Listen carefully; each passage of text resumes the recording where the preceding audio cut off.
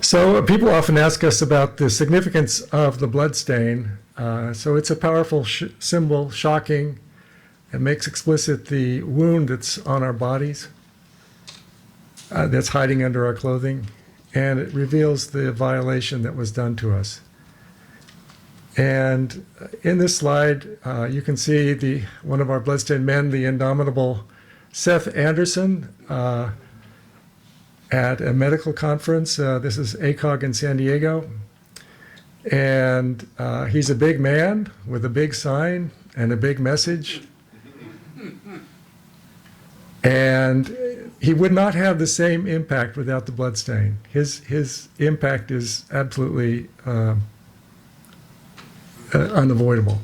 Nevertheless, the doctors who are attending this convention are doing their best to look at their phones, look down at the ground, do anything to avoid him. You can see the guilt. It's just palpable.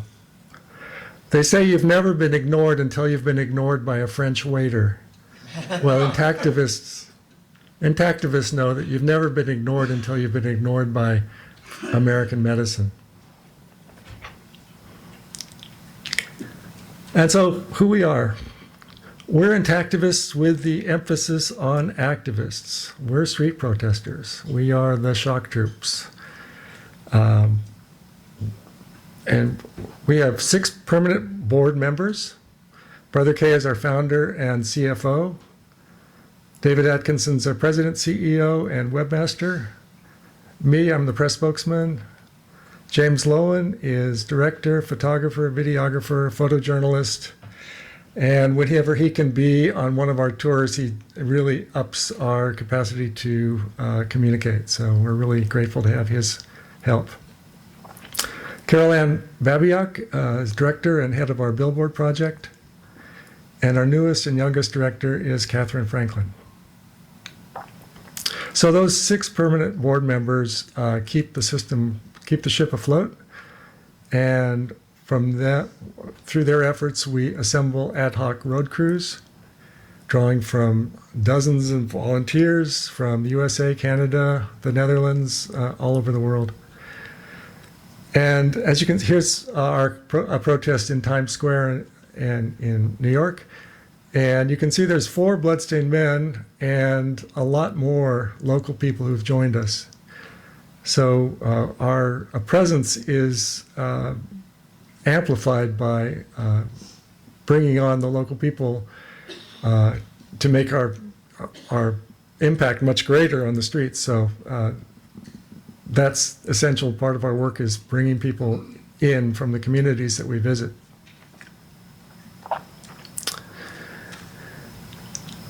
And our mission is to warn America that circumcision is cruel, worthless, and destructive. I think everyone in this room already knows that, but most people are still learning it. And we want to inform and empower parents to protect their kids from mutilators. So, again, bringing that message to the streets of America. And also to give a voice to the victims of genital mutilation. Activism is no substitute for therapy, but still it is cathartic and healing, and it's important for somebody who's broken through denial and is now hurting to have a way of making their anger known. So that's, I believe, a healing thing. So that's an essential part of our work, is to enable cut men to express the anger that they feel. And, it requires a lot of care for people that are sometimes hurting. So our vision is the same vision as everyone in this room: genital integrity for all, to eliminate genital cutting that lacks clear and pressing medical necessity or lacks patient consent. Of course, these, if either one of those went away, the circumcision would be essentially extinct in America. And of course, medical ethics, the standard medical ethics requires these things. So we are basically a conservative voice. The cutters are the radicals, even though they were street protesters, but we have a very conservative message, that is to practice the medical ethics that you've already signed on to, people. So our values, we don't like to be just critics. We like to stand also to celebrate and appreciate the natural form that either nature or God gave us, depending on your point of view. And here we have a detail of Michelangelo's David. And David in the story was a Jew, so he should have been circumcised, but Michelangelo decided that he should have a foreskin. And, well, why? Why would David have to have a foreskin? Because Michelangelo was presenting an idealized male form. And an ideal form can't be mutilated, can't be amputated, can't be damaged, can't be circumcised. And part of the cultural history of Western culture is that the idealized male form is part of our history. And in Europe, there's the museums, the squares, have plenty of examples of idealized, intact male forms. And we don't have very much of that in America. And I think this may have been a factor that Europe has never had a problem with mass genital mutilation campaigns that we've had, because it's part of it's something that's just in the public square, that the natural form is intact, the ideal form is intact, and the art that they're so rightly proud of always shows intact, idealized, heroic figures.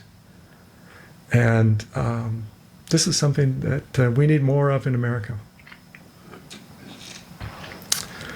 So we believe that parental love is intactivism's superpower that has not yet been exploited fully. We know that parents love their children.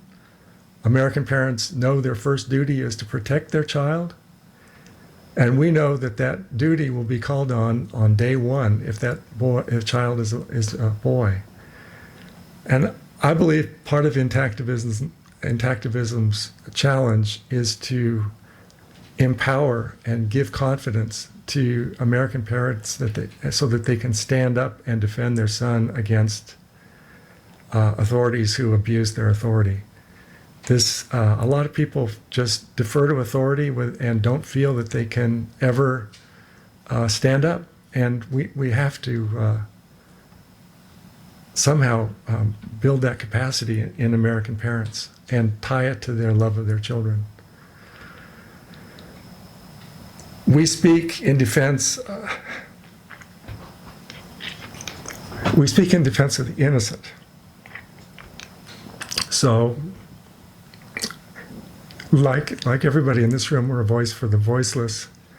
And of course, the babies can't speak, they can't sue, they can't tell anybody what happened to them, they can't identify the perpetrator that attacked them.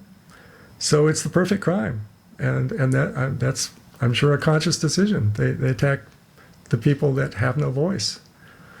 So it's up to us and all intactivists to give that voice to the voiceless, and to speak truth to power. Naked emperors do not want to be told that they're naked. You saw that in the first slide with the doctors. They did not want to see the message that they were being told. And so that is part of speaking truth to power. So we value engaged dissent. We know that we're dissenters. We know that we do not yet enjoy general acceptance. We're protesting a manifestation of systemic corruption. And to be successful, a social movement must transform opposition into support. So we must regard opposers as potential supporters. And for us, this is, we come into this all the time when we have somebody that's very angry and attacking us on the streets. And, we just have to remind ourselves that this is a potential supporter. Maybe this particular person won't support us in the future, but we know that many will. And so, again, it calls on compassion and kindness, because when we're dealing with an angry man, he's probably hurt. We have to call up our compassion and deal with his pain, even if it manifests as anger. And what we can't do is respond in anger. And if it's a woman who's angry at us, it's probably a mother who's cut her son and she's feeling guilty. And again, just try to be compassionate. It's sometimes a challenge. So sometimes we just have to pull off of the front lines, go to the back of the crowd and kind of be quiet for a while, because when you can no longer engage productively, then you just have to disengage until you're ready to start up again.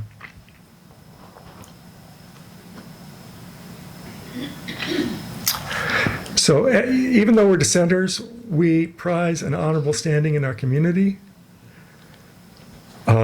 We deal with police all the time, and unlike other protest groups, we always try to foster a productive relationship with law enforcement. That means being polite, being honest, following the rules wherever we are.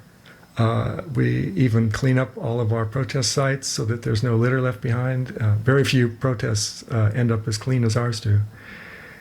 And generally, we've had really good results. In fact, when we come back to a community, the police force that were initially kind of a little bit hostile or much more friendly. This is an important part of our work, is maintaining that. And also, we'd like to acknowledge that the police have saved our butts a few times and gotten between us and people who wanted to hurt us. So that's an important part of our work, is making sure we can work with the community and the community law enforcement. Sometimes, however, the police try to shut us down. They tell us that we're not allowed to be on the sidewalk, or that we're not allowed to carry signs, which of course is false. And in those cases, we have to politely assert our rights, and we ask that they check with their city attorney that what they said is correct, and of course, we have a First Amendment right to be there in public spaces, and with very few exceptions, that resolves the matter. But it's always done with cordiality and professionalism, which is essential to our success. We can't do all these protest tours if things go wrong. They have to run smoothly, so we have to make sure we don't have snags with police departments. So we also value the truth. What we say is true. We never make things up or embellish or hide anything. The truth, of course, is on our side, as everyone in this room knows. That said, there's so much information that we'd like to share, and it's just impossible to keep it all on the tip of your tongue. And so there's inevitably misstatements made when we're either being interviewed or talking to people on the streets. And the only thing we can do is acknowledge when we've made a misstatement and correct it as soon as possible. We can't always get everything right, but it's our effort to always make sure that we're a reliable source.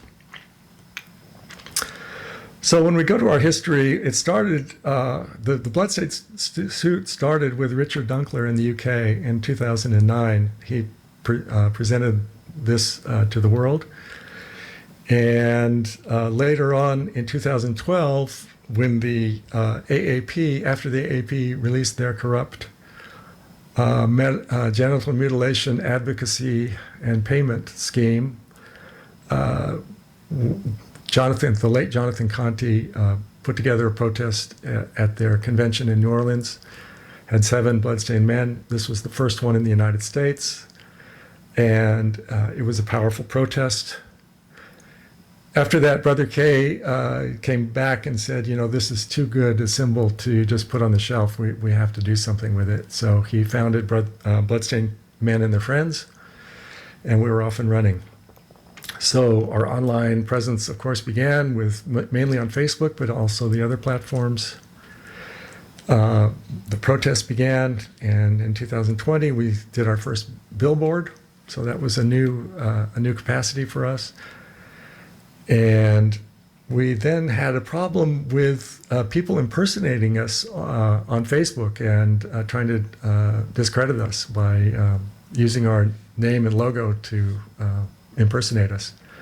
Facebook would do nothing about that unless we had a trademark. So we went to the USPTO and got our trademark. We're very proud of that. So both our logo and our name are now trademarks.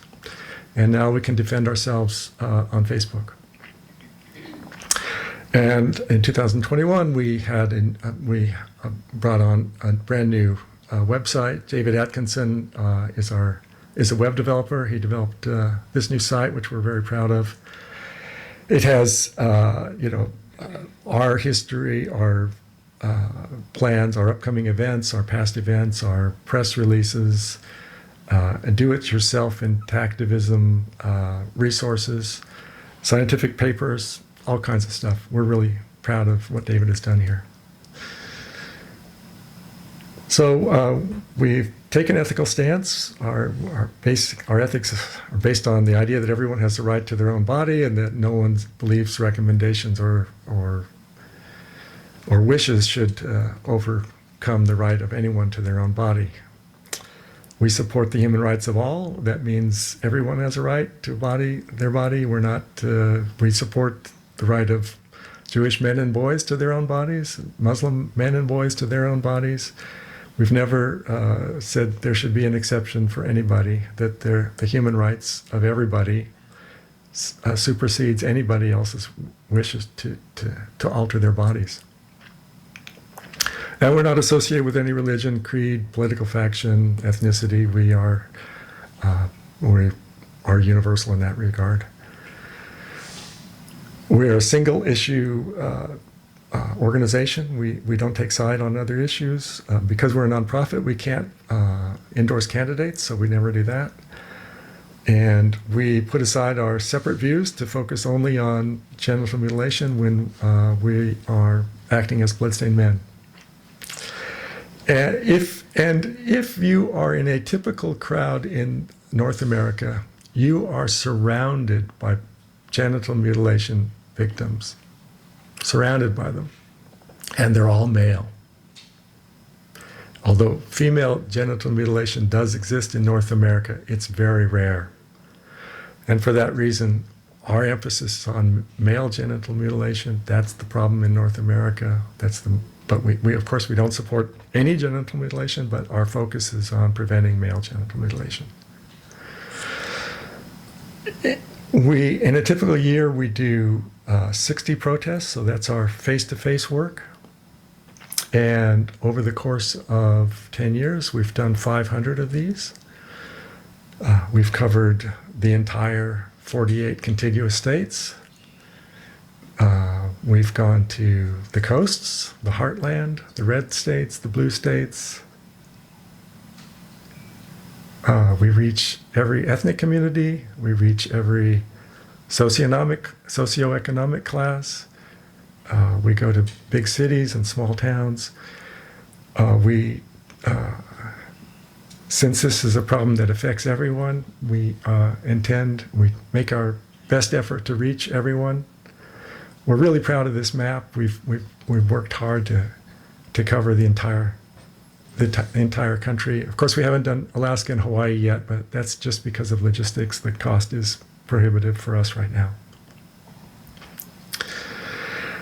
So that means we've reached hundreds of thousands of people every year on the streets of America. And as noted before, we go to medical conventions. This one was in Chicago. Street corners. We go to college campuses. We go to state capitals, cultural sites, sporting events,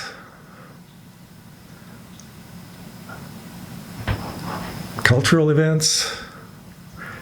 We reach out to kids, all ethnicities.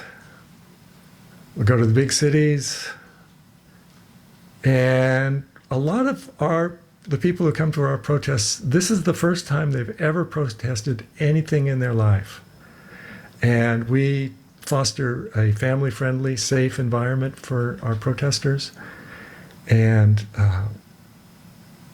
we see people, when they first protest, their faces light up with a sense of empowerment.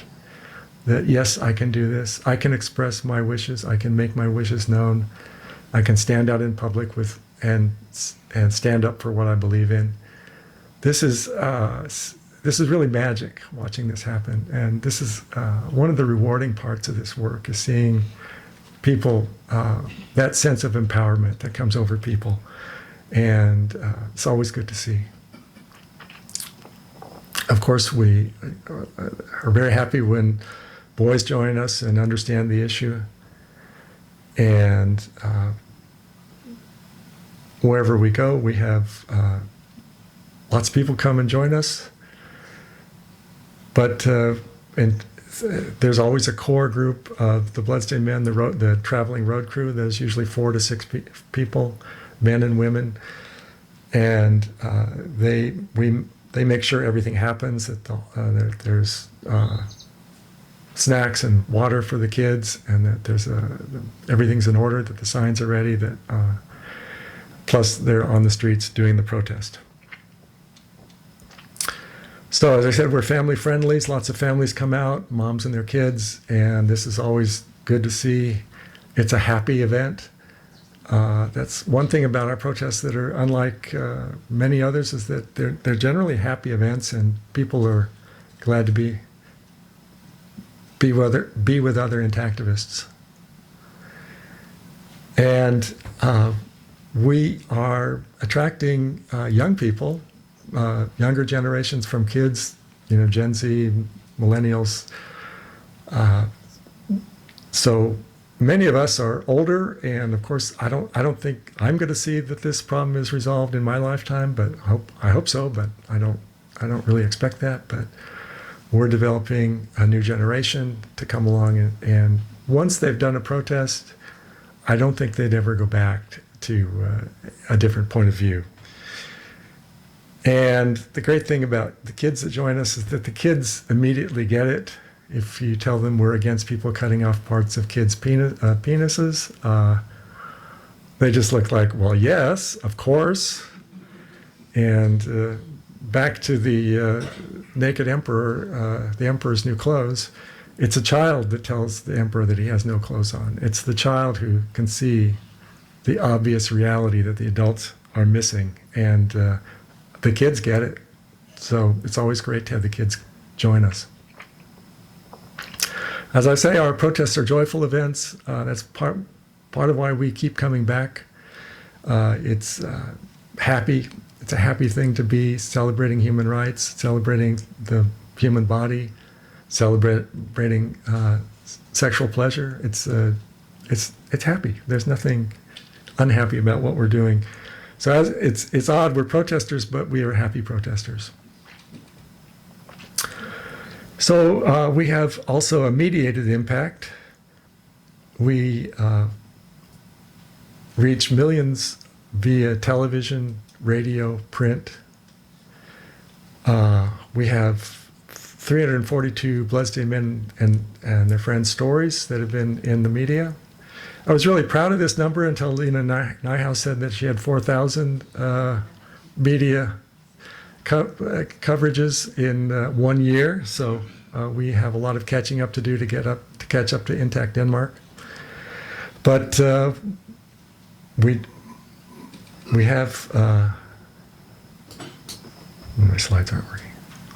We have these stories across the country, sometimes into other countries, sometimes in Spanish language media, mostly English language. We're getting better at getting media. It's something that it's a skill that, like any skill, you have to learn. But we're very proud of getting the Intactivist message out to millions of people that won't see us on the street corners, but will see us in their living rooms. So we're really proud of this effort, and as I say, we want to catch up to Intact Denmark at some point and have thousands each year. So, of course, we're also on social media, as I mentioned before, and our recent media effort is billboard campaigns. So we started first in St. Louis with our first billboard, and later we did one in Mobile. Interestingly, Mobile, Alabama was one of the few places where we couldn't assert our First Amendment rights and stay on the street corner. We had a dozen cops with a dozen patrol cars, I mean, with all their lights flashing, coming and shut us down. And we just were overwhelmed and had to give up that fight that day. But we came back with a billboard in Mobile, so we had at least a presence there for a month. We were happy about that. And so what we do with the billboards is we try to put up a billboard or two in an area where we're going to do a tour. And that kind of softens the ground and gets people ready for us. It starts a buzz in the community. And I believe that helps get us media coverage because people are already talking about the issue within the community. We also like to, when possible, do a protest under a billboard, which has a good impact. It's not always possible. And so we're really proud of the billboard effort. Carol Ann has done a great job shepherding this. And we intend to continue to do billboards. The only downside is that advertising is expensive. It is a fundraising burden to keep these going because they're thousands of dollars each. But Brother K has led that fundraising effort, and that's been very effective. So our next tour will be starting where you are right now, starting in Atlanta, and doing Georgia, the Carolinas, Tennessee, and we're going back to Alabama. We'll go back to Tuscaloosa, the only place anyone was ever jailed for, or any of us were ever jailed for our work. And so we'll do Tuscaloosa again. Hopefully we won't get jailed this time. We're not going to do Mobile this time. But if we'll be that tour is for September 28th to the October 10th. So if you're in those areas in that time and can come and join us, we'd be just really pleased if you could, even for a few minutes. It's always good to meet other intactivists, and you could see us in action. And Brother K wanted to be here today, but he was unable to attend. But he asked me to give you this message that we aren't dealing with a rational decision. The implanted trauma and cultural denial dwell beyond the reach of reason. We must appeal to parental love, human compassion, and essential concepts of human rights and fairness to motivate Americans to rethink this appalling cruelty to our sons. And that's the show. Thank you, Harry. Unfortunately, we don't have time for questions. We're going to have to move on to Okay. Matt. But thank you so much for attending. Hope to see you soon. Okay, thank you so much. Bye-bye.